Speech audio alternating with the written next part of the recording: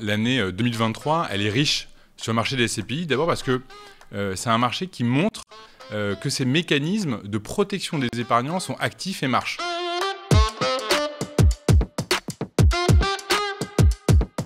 Effectivement, il y a eu une quinzaine de SCPI qui ont baissé leur prix de part à l'été 2023. C'est un mouvement d'une ampleur qui est inédite depuis 2008.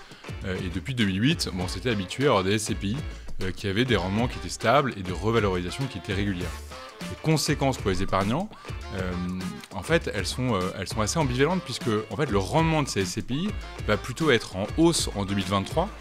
Et c'est pas parce que les prix de part ont baissé, c'est parce que les loyers sont indexés et que du coup, les revenus qui vont être distribués par ces SCPI vont être un peu plus élevés que les années précédentes. En revanche, si les épargnants veulent sortir, alors ils vont encaisser ces baisses de prix de part. Et du coup, ça rappelle que les SCPI sont un produit de placement immobilier long terme et qu'il faut bien avoir en tête quand on investit cet horizon de placement, parce que concrètement, ce sont les épargnants qui doivent sortir aujourd'hui, qui vont être pénalisés par ces baisses des prix de part. Ceux qui ont la patience de pouvoir traverser ces passages, ces moments de marché, n'en seront probablement que peu touchés.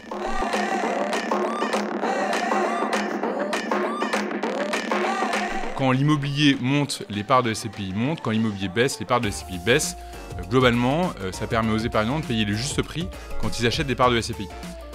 Enfin, ça montre que malgré une crise immobilière, les revenus locatifs, qui sont en général la raison principale d'un investissement en SCPI, restent stables. Enfin, il y a une leçon toute particulière qui est aussi dans les usages des SCPI qui s'intègrent de plus en plus dans des supports variés. On a connu la pierre papier, les SCPI en direct. Il y a eu depuis quelques années la nue propriété qui est venue enrichir la façon dont on utilise les SCPI. Et à titre d'exemple, chez Hirokozen, c'est quasiment 30% des souscriptions qui se font en nue propriété. Il y a aussi la souscription en assurance vie, la souscription en PER qui prend de plus en plus d'ampleur et je pense que ça sera une tendance forte pour 2024. Et enfin, il y a un dernier sujet, et pour moi c'est plus important, c'est une année qui montre que le marché des SCPI n'est pas homogène et qu'il y a un marché à deux vitesses.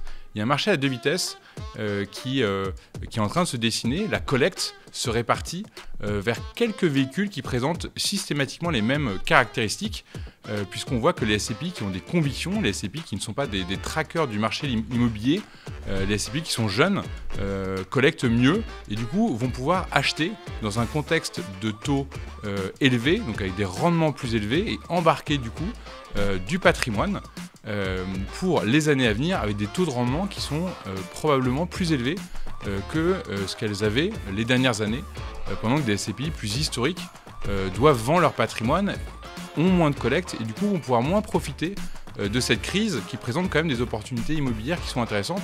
On reçoit aujourd'hui des dossiers en logistique, en santé, en bureau, en France et à l'étranger, à des taux qui sont vraiment intéressants et à des prix qui sont vraiment beaucoup plus bas que ces dernières années. L'idée, c'est de pouvoir en profiter.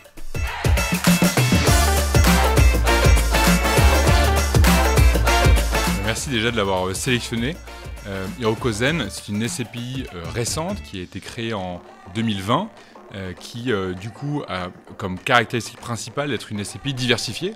Notre terrain de jeu, c'est l'Europe de l'Ouest. On investit aujourd'hui dans 5 pays en Europe et on investit dans toutes les typologies d'actifs, ce qui nous permet d'avoir une gestion de conviction et de choisir d'arbitrer le marché pour aller là où il nous semble qu'il y a les opportunités les plus intéressantes. À titre d'exemple, on a acheté il y a quelques semaines un hôtel. C'est le premier hôtel que la SCPI achète. Et on l'a acheté parce que les fondamentaux de l'hôtellerie, les fondamentaux du tourisme sont bons et que les prix ont été corrigés suite au Covid, mais n'ont pas encore retrouvé leur niveau d'avant le Covid. Et du coup, il y a encore quelques opportunités. Et c'est une classe d'actifs qui est intéressante, de diversification, mais aussi parce qu'elle présente des baux assez long terme. Et c'est quelque chose dont on est friand chez Hiroko. Hiroko, enfin, c'est une SCPI qui est labellisée ISR, qui n'a pas de commission de souscription et qui vise 5,5% de performance. On essaie de battre cet objectif non garanti tous les ans et c'est ce qu'on a réussi à faire ces dernières années. Après, je rappelle que les performances passées ne présagent pas des performances futures.